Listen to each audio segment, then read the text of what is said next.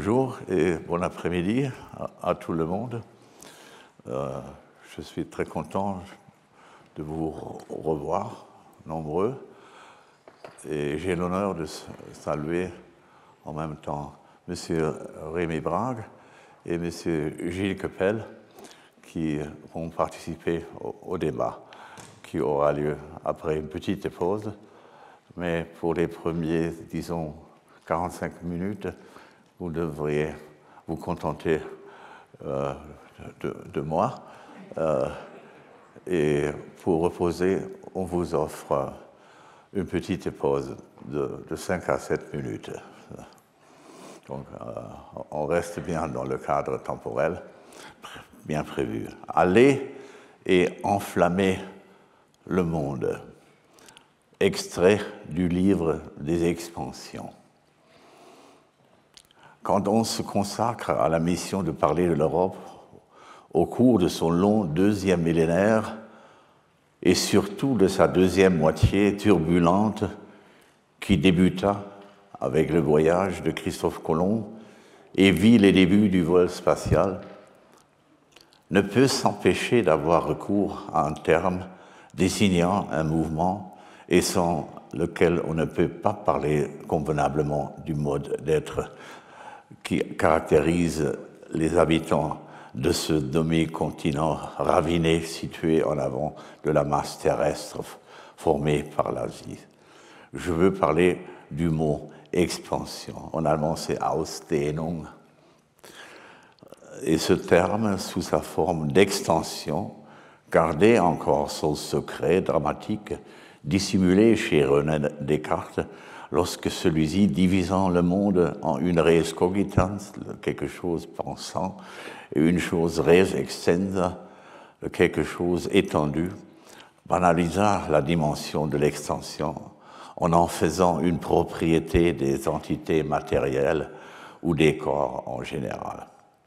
Goethe, à son tour, fit preuve d'un plus grand sens du potentiel d'agitation lié à cette catégorie quand il affirmait dans ses maximes et réflexions que nous, les êtres humains, sommes tributaires de l'étendue et du mouvement. Wir sind auf Bewegung und Ausdehnung angelegt.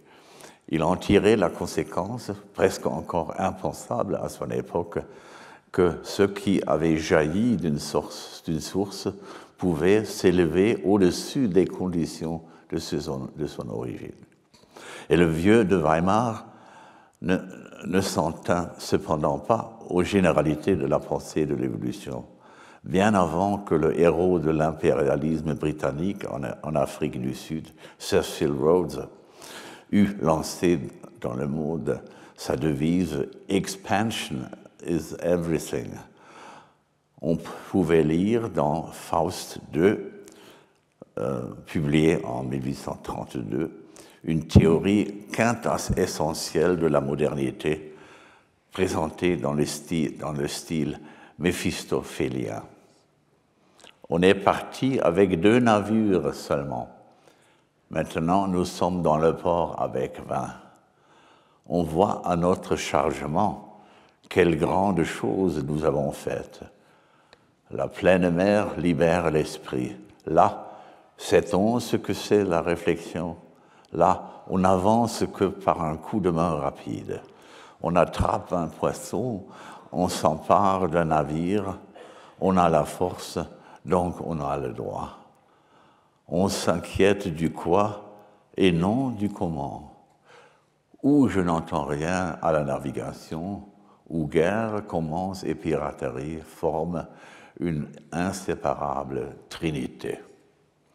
Les vers de Goethe montrent clairement que ce que l'on a appelé ultérieurement le pragmatisme ne doit pas être seulement compris comme la contribution tardive de l'Amérique du Nord à la philosophie continentale. Il en constitue encore bien moins l'antithèse down to earth de celle-ci.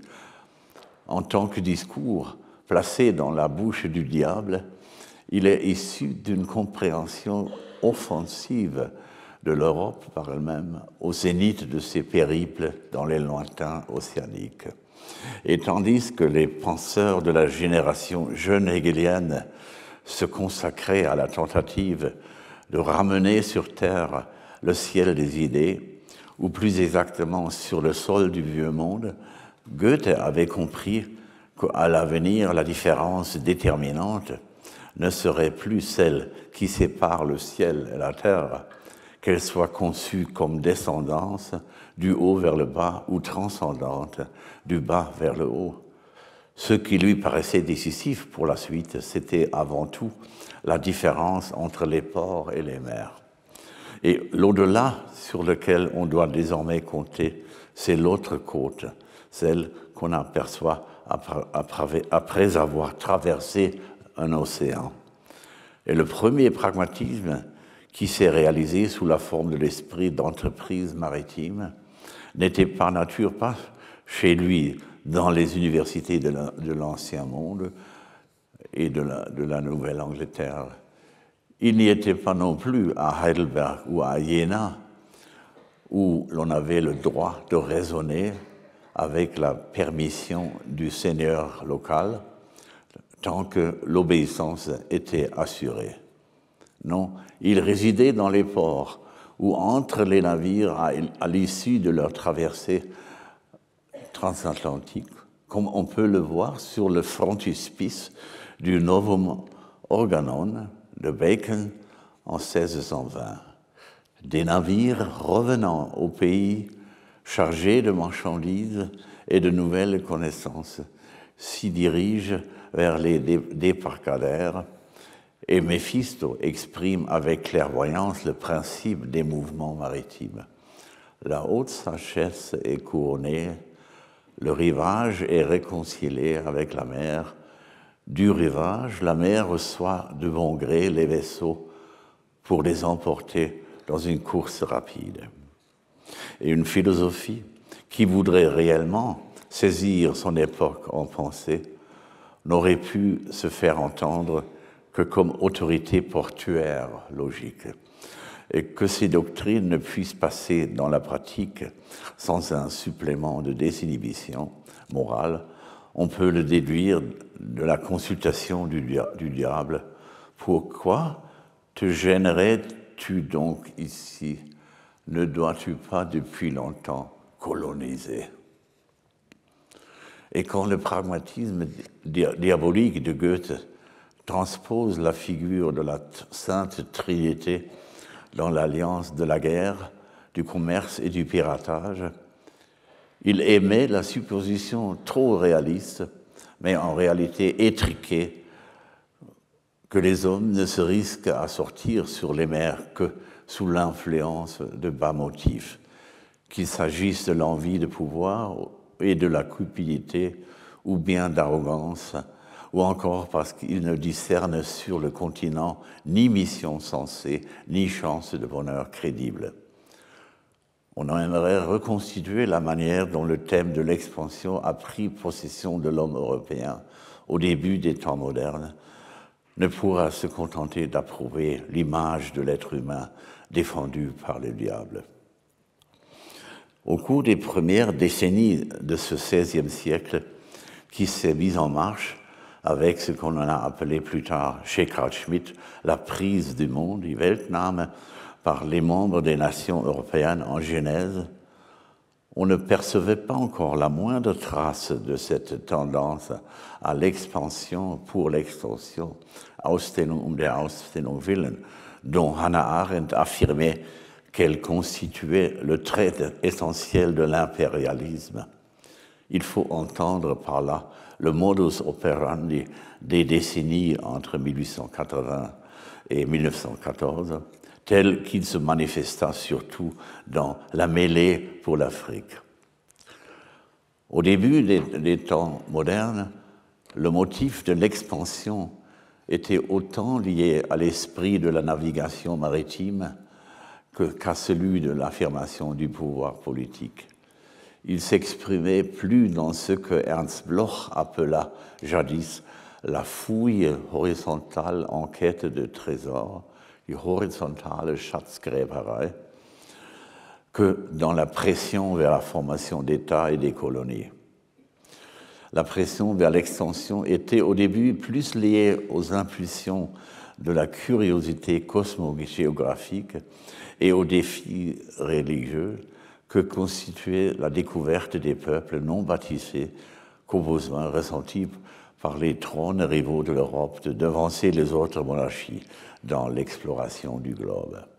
Et les propos hyperboliques de Oswald Spengler sur la nature fatale de l'expansion ne peuvent encore en aucun cas être appliqués aux phases précoces de ce qu'on appelle depuis Jacob Burckhardt la découverte du monde et de l'homme, la grande formule issue du livre von der Kultur der Renaissance in Italien. L'ouverture des monarchies ibériques sur les terres d'outre-Atlantique n'a rien à voir avec la malédiction des hautes civilisations vieillissantes qui veut que celles-ci tombent dans une phase d'extorisation vide et de tétanisation impériale. Quand Spengler notait la tendance expansive est une fatalité, quelque chose de démoniaque et de monstrueux, empoignant l'homme tardif du stade grand citadin et abusant de lui. Quand il formulait cela, il ne pensait pas à Henri le Navigateur ou aux Reyes Católicos de Castille et Aragon, pas plus qu'à Charles Quint et Philippe II, dont les devises respectives plus ultra, toujours plus loin, et orbis non sufficit, le monde ne suffit pas, témoignaient déjà de l'élan de la grande extraversion. Et le fait que l'archipel des Philippines, auquel on a donné le nom de l'enfant de l'Espagne, ait été intégré en 1585 au domaine du pouvoir de la couronne ibérique, ne peut s'expliquer par le ballonnement sénitule d'une civilisation agonisante. L'idole actuelle de Spengler restait le chercheur d'or et de diamants qu'était Cecil Rhodes. Il croyait trouver chez lui cette liaison entre absence de scrupules du chef d'entreprise, mégalomanie politique et surélévation raciste de soi-même qui peut le mieux convenir aux missions de son temps. Et comme à ces qualifications s'ajoutait encore ce mélange piquant de messianisme et de cynisme qui caractérisait le charisme de Cecil Rhodes, il ne pouvait pas douter que cet homme fût à la hauteur des missions assignées à la phase faustienne tardive.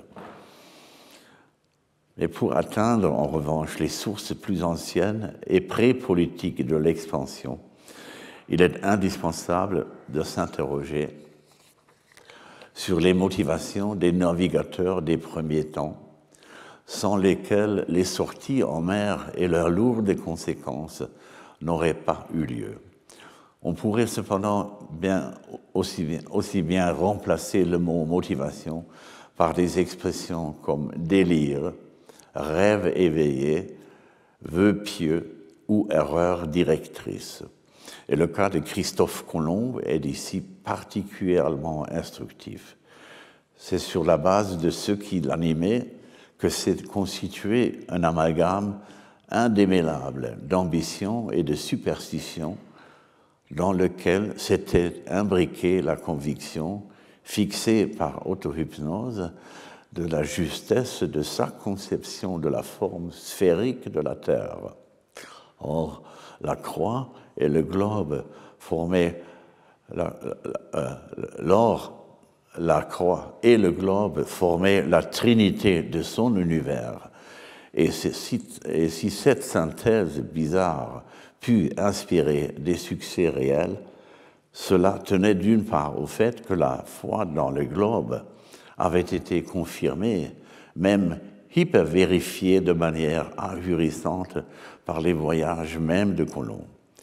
Et elle put d'autre part exercer une influence parce que la foi dans la croix se révéla aussi dans le Nouveau Monde être un message d'une traduisibilité impressionnante, on pourrait tout aussi bien parler d'une haute élasticité interculturelle.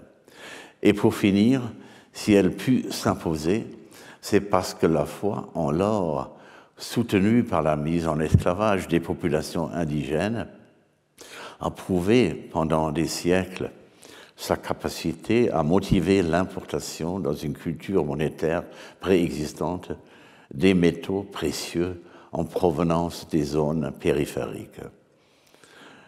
Un fait caractérise le personnage de Christophe Colomb. Il a développé une mission spécifique de message pro-domo. Et dans son livre des prophéties, rédigé en 1502, rédigé trois ans avant sa mort, il notait « Ce que Ésaïe a prophétisé s'est accompli. Le Seigneur a fait de moi le messager d'un nouveau ciel et d'une nouvelle terre. » Et des phrases comme celle-ci témoignent de la proximité de leur auteur avec l'esprit du début des temps modernes, même s'il était resté, sous d'autres aspects, un homme du Moyen-Âge. Par exemple, dans la mesure où il voulait qu'on utilise les trésors du Nouveau Monde pour mener une croisade visant à la reconquête de Jérusalem. Et dans les propos que tient le navigateur, ce qui ressort avant tout est d'un phénomène que l'on pourrait qualifier de religion autogène. Au cours des siècles qui suivront, elle s'avérera être la matrice des subjectivités entrepreneuriales. Sans elle, l'existence des personnages typiques des temps modernes n'est pas concevable. Qu'il s'agisse de capitaines, de vice-rois, de banquiers ou d'artistes, sans parler des princes en fonction, entre le XVIe et le XVIIIe siècle, parmi lesquels pratiquement tous ont fait usage d'auto-hypnose dans les tonalités locales de la théologie politique. Leurs prédicateurs médiévaux s'étaient déjà efforcés, le plus souvent avec l'aide du très haut clergé, d'interpréter leur position à la tête des pyramides sociales comme un sacrement politique, un politisches Sakrament, et son exercice comme une fonction apostolique, à l'occasion en établissant une analogie entre l'Atlas, le Christ et le Prince, qui pouvaient tous les trois être présentés comme des porteurs du poids du monde. C'est une formule emblématique, onus mundi, le poids du monde, cargo.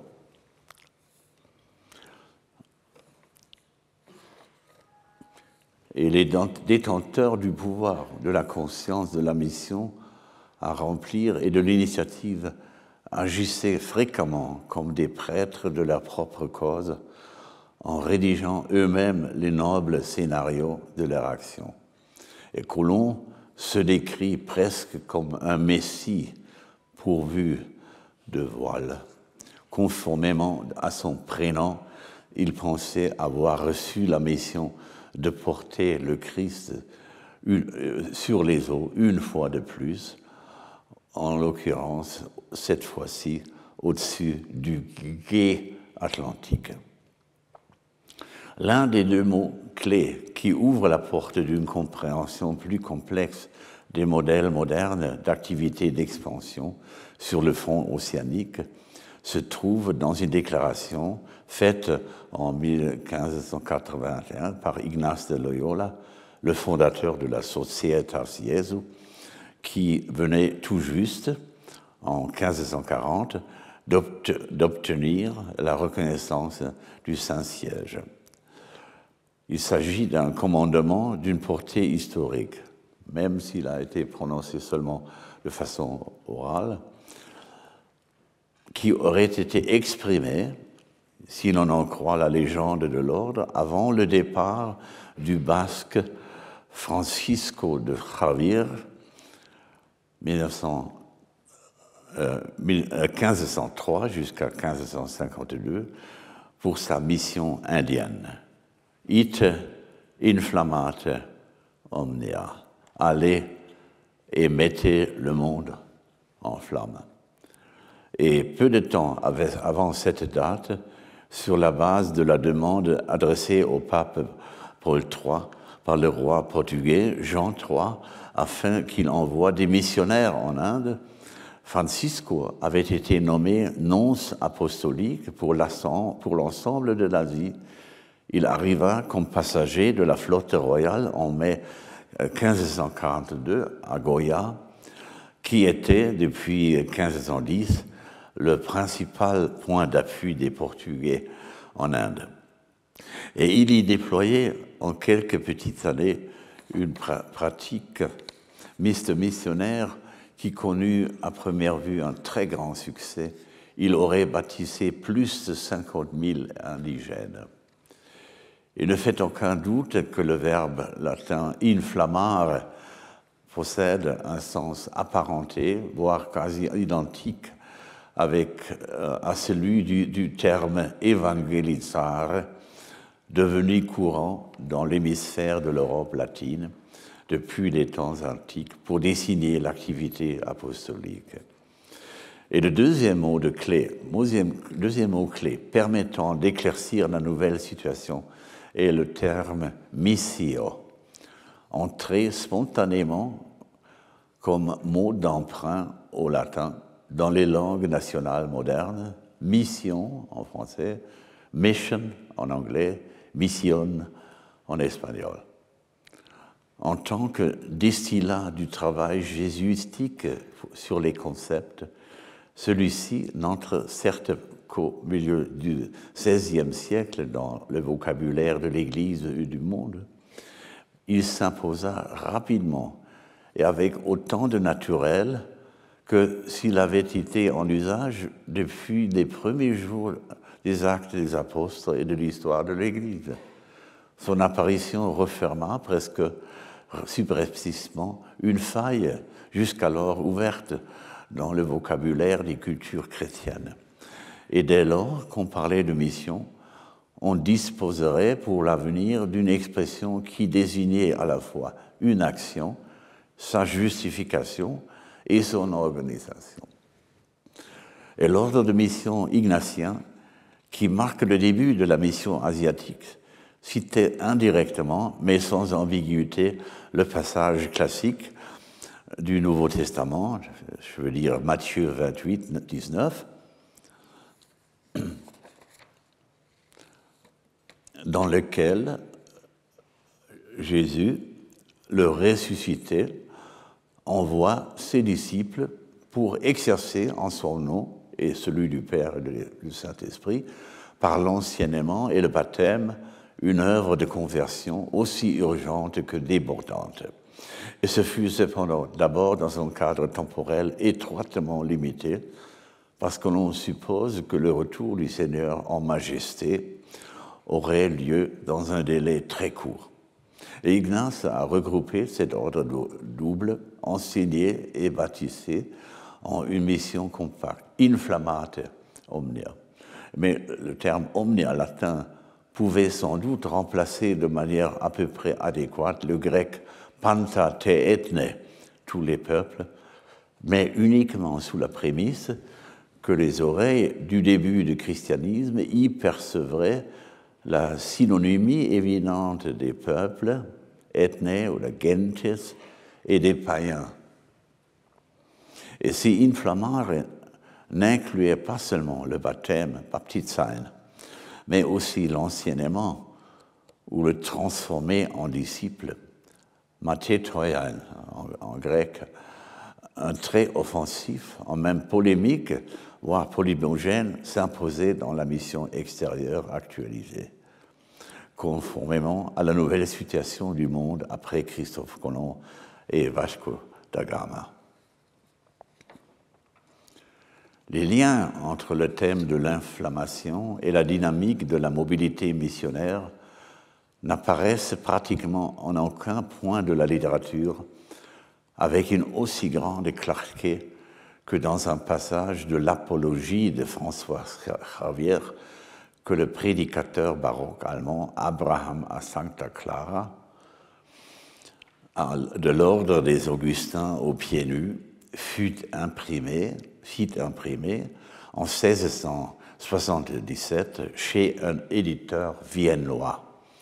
Die heilige Hoffart, das ist ein schuldige Lobred von dem großen, wundertätigen Indianerapostel Francisco Xaverio. La sainte manière de la cour, c'est-à-dire un éloge respectueux du grand apostle miraculeux Francisco Xaverius auprès des Indiens. Il faudrait traduire cela dans le français de Rabelais, dont malheureusement je ne possède pas la pleine maîtrise, mais mon traducteur a fait tout ce qu'il pouvait.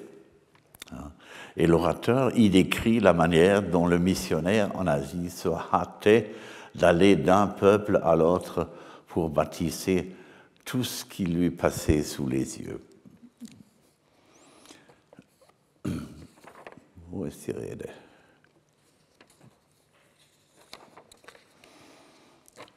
Qu'est-ce que donc qui le propulsait? Was hat ihn also trieben, sagt Abraham Alexandra. Was treibt eine Rakete? Qu'est-ce qui propulse une roquette?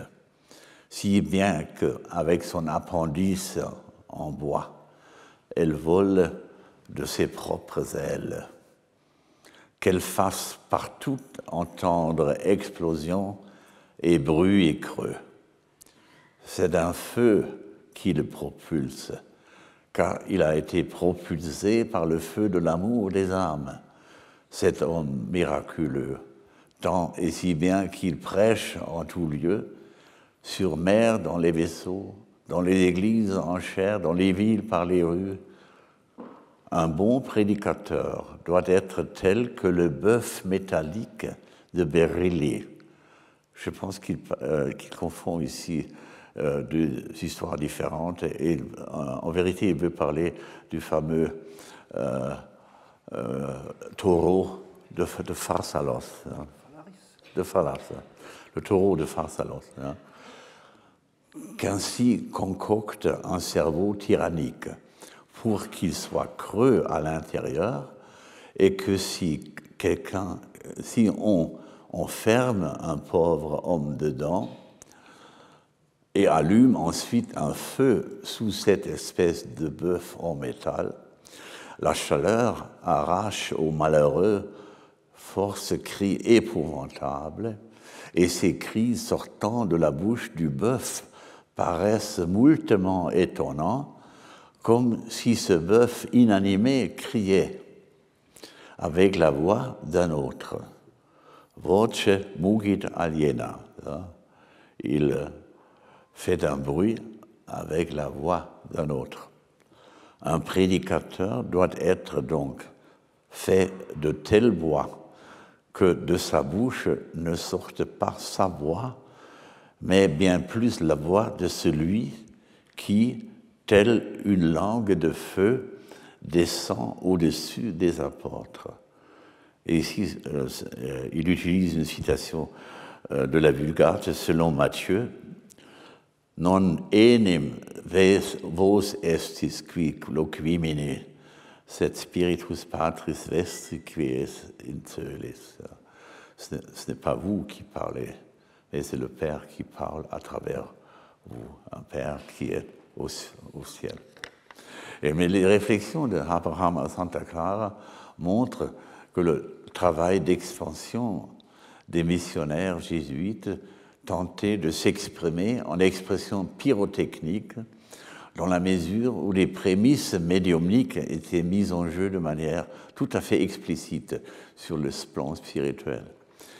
Et dans le cas du médiumnisme personnel, le message que transmet un locuteur n'est pas attribué à celui-ci, mais à l'émetteur qui parle à travers lui. D'ailleurs, le dernier grand penseur de la philosophie moderne, donc l'auteur central du idéalisme allemand, Johann Gottlieb Fichte, hein, dans ses derniers travaux, hein, il est le seul penseur qui a vraiment livré une profonde théorie de ce à travers, hein, parce que pour lui, tout était image et projection.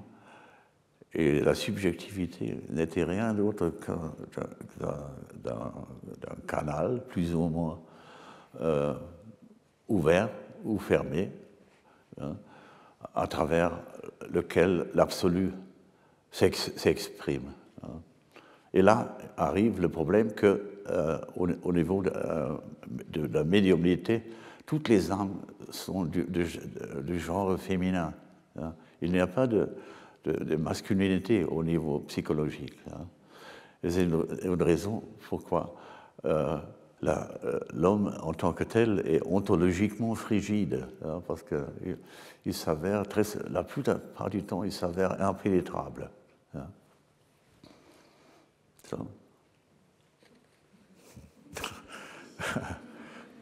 Donc, Dieu serait tout simplement trop pénétrant. Hein. Et l'athéisme, hein, et le mouvement MeToo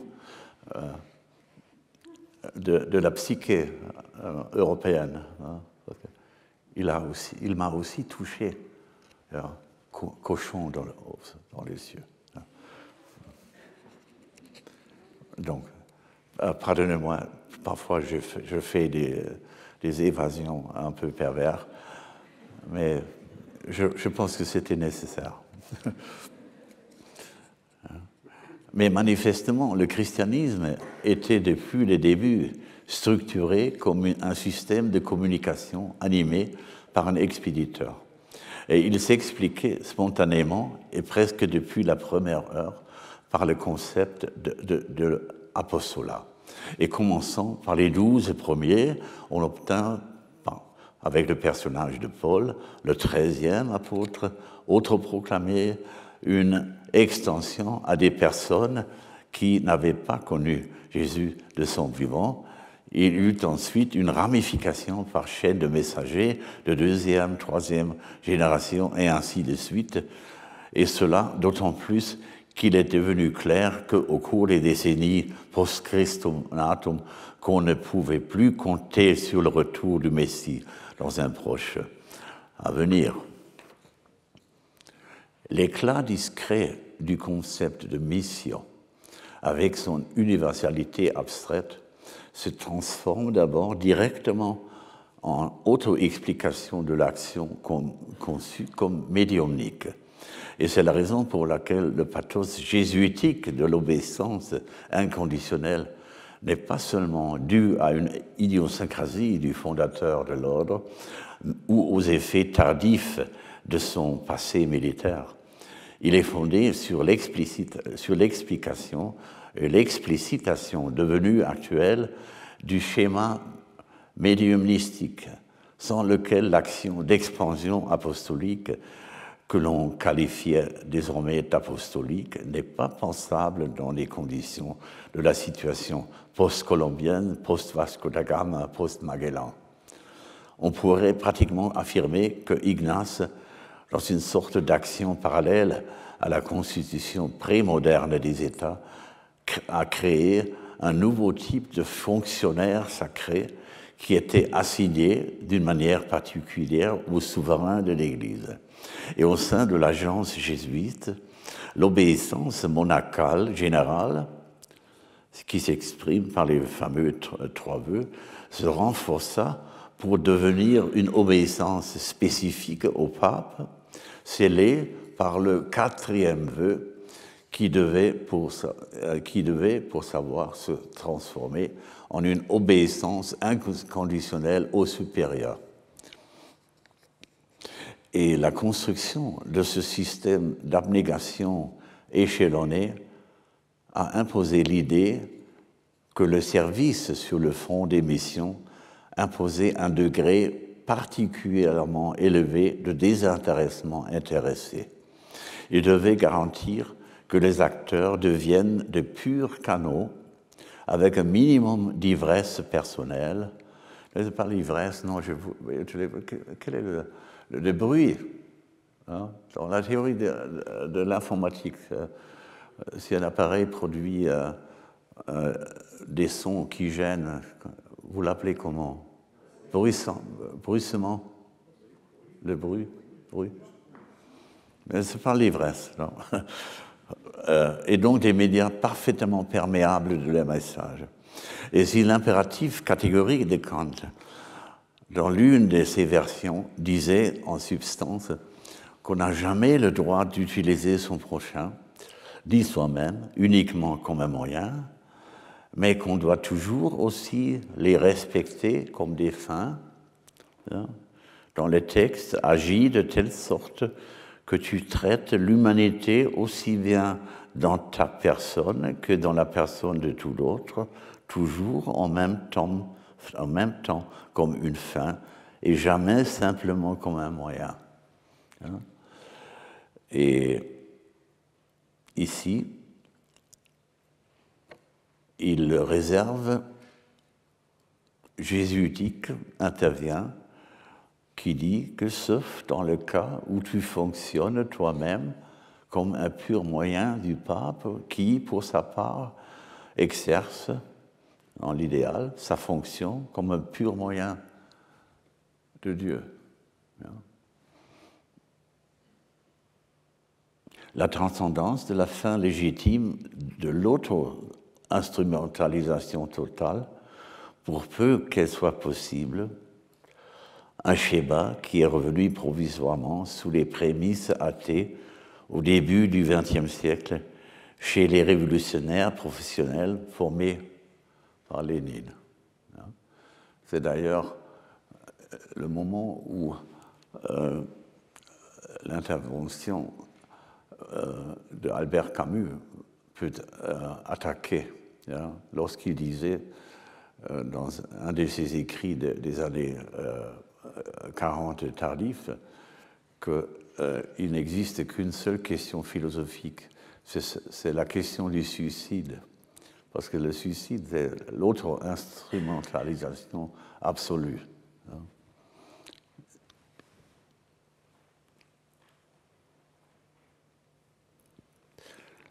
Et ce schéma est revenu, comme je disais, provisoirement, sous les prémices athées, au début du XXe siècle, chez les révolutionnaires professionnels formés par Lénine.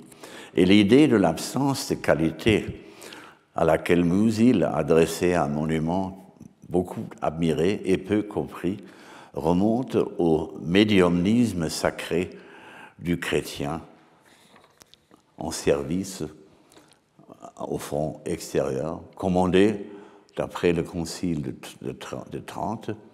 Celui-ci reprend pour sa part des motifs de la mystique des XIVe et XVe siècles.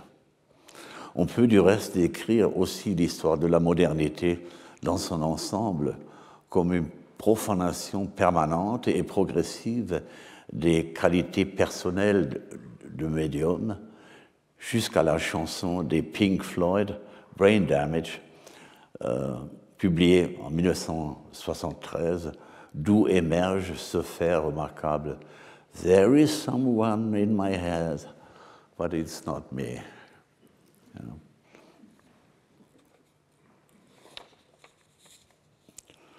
On a rapidement relevé les ambivalences de l'expansionnisme. C'est ce qui montrèrent les textes du dominicain Bartolomé de Las Casas et ses interventions favorables aux Indiens durement exploités par les colons espagnols lors de la controverse de Valladolid, convoquée par Charles Quint en 1550.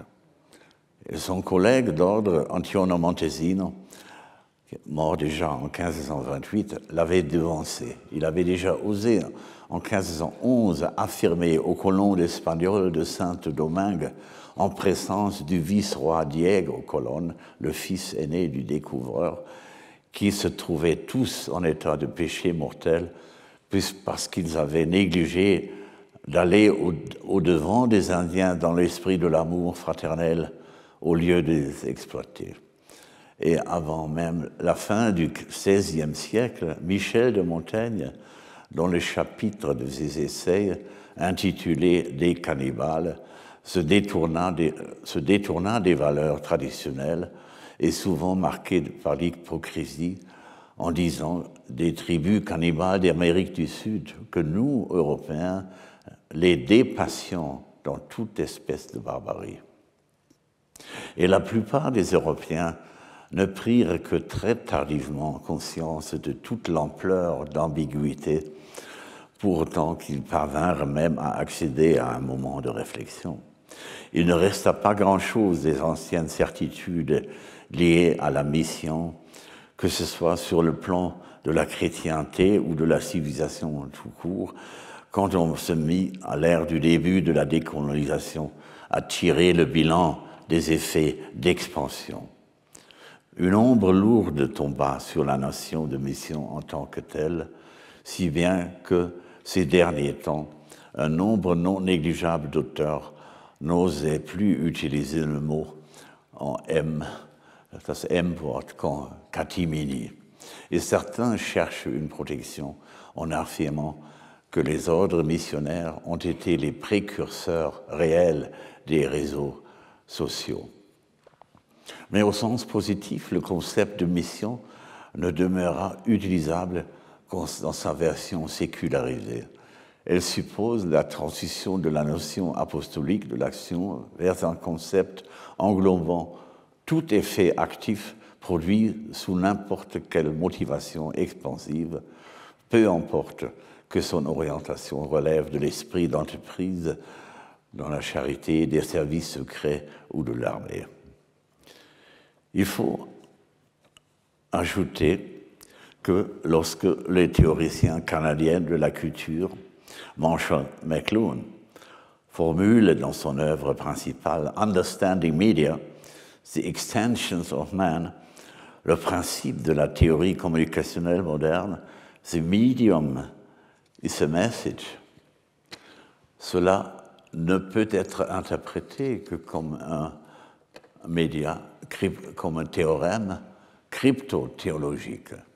Il constitue une forme sécularisée et non remarquée de la doctrine de Jean, selon laquelle dans le Logos, la parole de Dieu incarnée, messager et message ne font qu'un.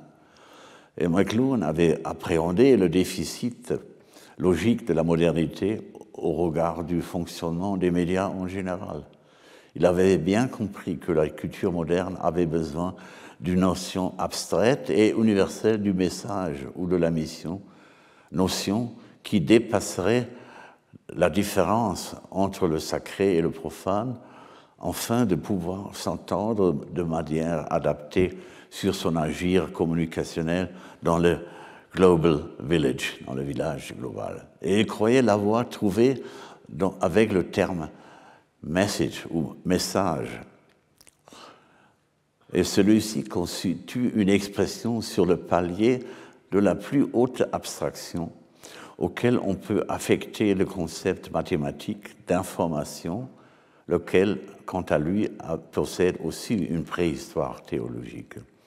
Et avec lui, on a atteint, dans le domaine de l'agir télécommunicationnel, un niveau d'abstraction réelle abstraction, pour reprendre l'expression de Karl Marx, un niveau aussi élevé que celle qui s'est exprimée dans la sphère de la production, dans les systèmes industriels, par le concept de travail chez Adam Smith et Ricardo.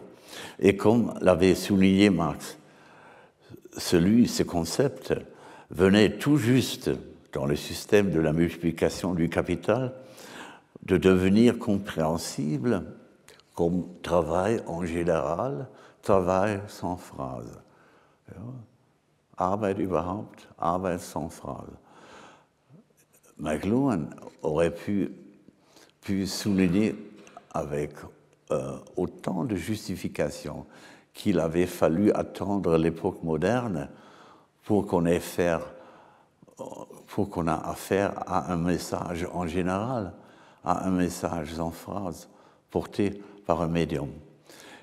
Et le catholique discret qu'était McLuhan, décédé en 1880, observerait cependant avec une tristesse croissante la manière dont l'interdépendance du média et du message se dissout dans les régimes numériques, dans la mesure où les providers du réseau affichent une indifférence presque illimitée face aux offres du content. Et ce qu'on appelait depuis le 19e siècle le nihilisme ne s'est réalisé entièrement qu'après le moment où le médium, ici entendu comme offre de réseau, s'est débarrassé de tout intérêt pour le message. Et les bons vieux démons de Dostoïevski ont pris leur retraite. Ils améliorent de temps en autre leur pension en prêtant assistance à l'État de Poutine dans son travail de démoralisation de l'Occident.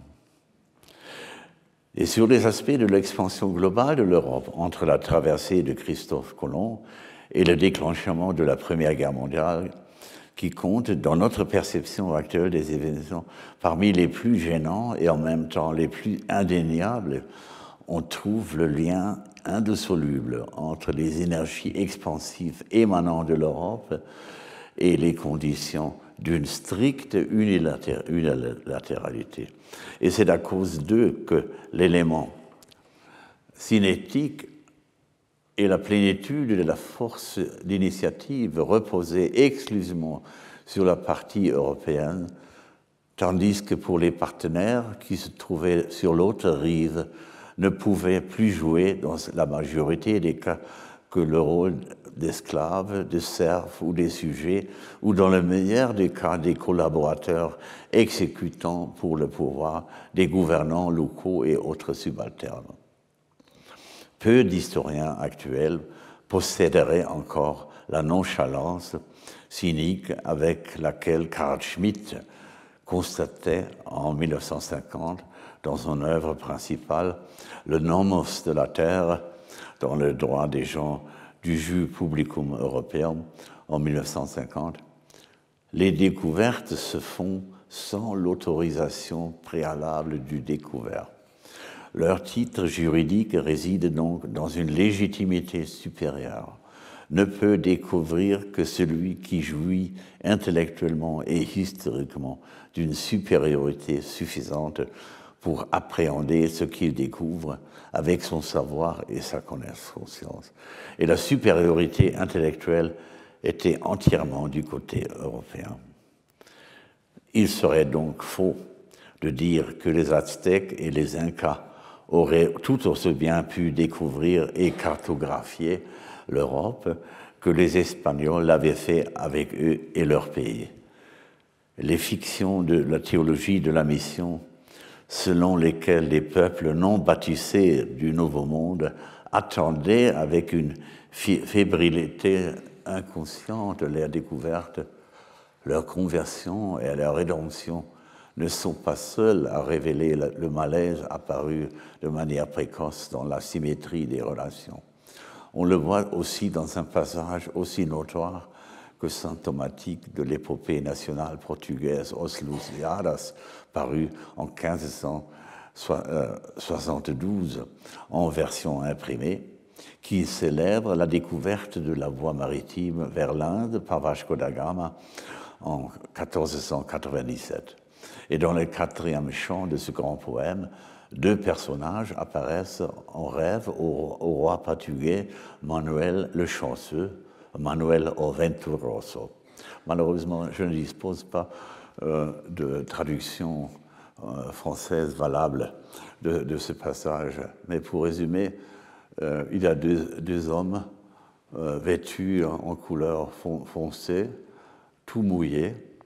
Ils s'introduisent auprès du roi du Portugal en disant qu'ils sont le fleuve Ganges et le fleuve Indus.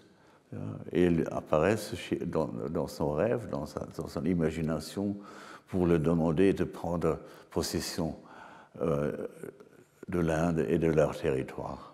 Donc, Alors, la terre à conquérir rêve du conquéreur et invite, pour ainsi dire, cette mise en possession. Et dans la version écrite que vous aurez un jour, on aura trouvé une belle traduction française. Elle est très compliquée parce que l'original est en rime, et c'est pratiquement pas du tout faisable dans les autres langues. Mais le poème onirique de Louis de Camours, décédé en 1980, illustre que l'activité d'expansion européenne n'a pas seulement cherché à se légitimer par la fiction juridique du droit des découvreurs et par la suggestion que l'on pouvait sauver les âmes des païens au moyen des missions apostoliques. Elle s'appuyait aussi sur la fiction géopolitique que ceux qu'il fallait découvrir avaient une sorte de prévenance envers le découvreur, comme si celui-ci attendait en quelque sorte son futur maître avec impatience. Donc, les métaphores martiales étaient monnaie courante dans les jeux de langage jésuitiques. Ce qu'on faisait là-bas n'était pas moins qu'une conquista espirituale. Et de là aussi l'intérêt des instances colonisatrices pour les récits des mœurs cruelles, barbares ou suspectes chez les indigènes, qu'il s'agisse de mise à mort rituelle des enfants, d'incinération des veuves ou de polygamie. Et les descriptions des mœurs cannibales exerçaient elles aussi un grand attrait que l'on interprétait volontiers comme une preuve du modus vivendi semi-animal des sauvages auquel il fallait absolument apporter la mission. Et si l'on se consacrait à ce genre de phénomène, c'était pour pouvoir se féliciter de leur abolition. Et les plus sensibles sur le plan moral, des tenants de la colonisation, sauvaient leur conscience à l'aide de l'idée qu'à un niveau plus profond, que l'on qualifiait d'humain ou de métaphysique, on était attendu. Et ils n'auraient que trop volontiers cru que pour les convertis, le missionnaire était vraiment le message. Mais ils devaient toutefois forcément s'attendre à ce que, du point de vue des soumis, celui qui portait l'oppression demeurerait le message à proprement parler. Et il n'y a rien d'étonnant dans le fait que nous sommes entrés dans l'époque des réponses. Merci de votre attention surhumaine.